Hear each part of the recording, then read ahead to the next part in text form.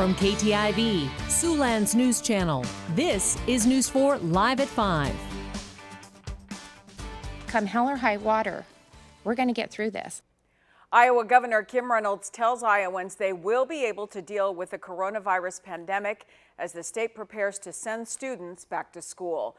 Good evening, everyone. Thank you for joining us. I'm Stella Daskalakis. And I'm Matt Breen. Not all school districts appear to be in line with Governor Reynolds. Some are defying a state order to get their students back into classrooms this fall. Reynolds previously announced that Iowa schools must have students in class for at least 50% of their learning. Some school districts are fighting the governor's guidance, saying that in-class learning would put students and staff at risk. This morning's headlines read that some schools will choose to defy the governor by rejecting the very guidance that they requested. I want to be very clear. Schools that choose not to return to school for at least 50% in-person instruction are not defying me. They're defying the law. The law that the governor cited at today's news conference is Senate File 2310. Back on June 13th, that bill passed the Iowa House unanimously, 95-0. It also passed the Iowa Senate unanimously, 49-0. Governor Reynolds signed that bill into law 2 weeks later on June 29th. The governor said today that any school that moves to primarily remote learning without approval, according to the law, those days would not count toward instructional time. Taking a closer look at the law, it says, quote, any return to learn plan submitted by a school district or accredited non-public school must contain provisions for in-person instruction and provide that in-person instruction is the presumed method, end quote. During her news briefing, the governor was asked what she would tell teachers who were afraid of going back to school and whether children getting sick is inevitable. So it would be naive for us to think that at no point we're not going to see positive cases in school districts. We've seen positive cases in long-term care facilities.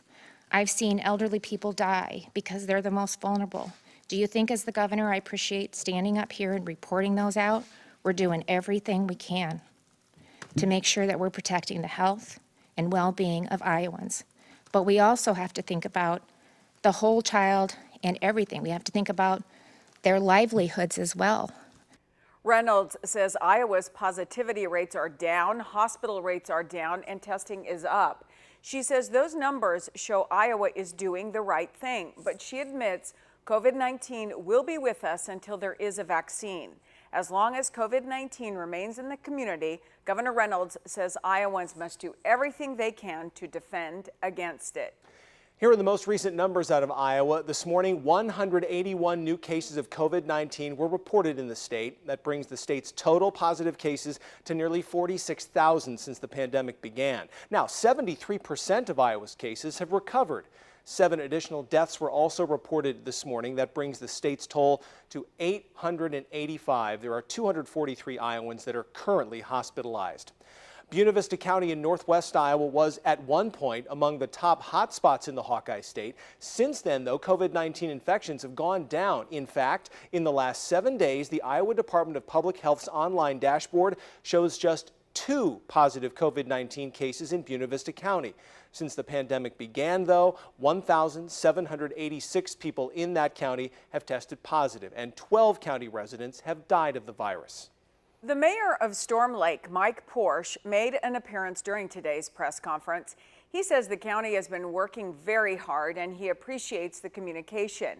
He also talked about managing the pandemic in Storm Lake. And I guess as mayor, one of the things that I'm most proud of during this time was our essential workers, the healthcare workers that we had at the hospitals, the doctors and the nurses.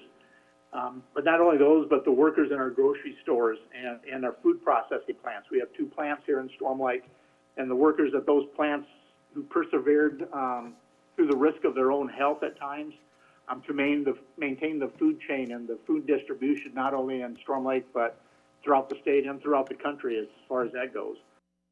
The mayor also thanked Buena Vista Emergency Management, healthcare providers, and the Storm Lake School District for their role in helping the public through the peak of the virus. We'll hear more from the Storm Lake School District tonight on News 4 at 6. KTV's Hava Parra spoke to District Superintendent Stacy Cole about her thoughts regarding Governor Kim Reynolds' press conference, and we learned more about her plans to get students back to class.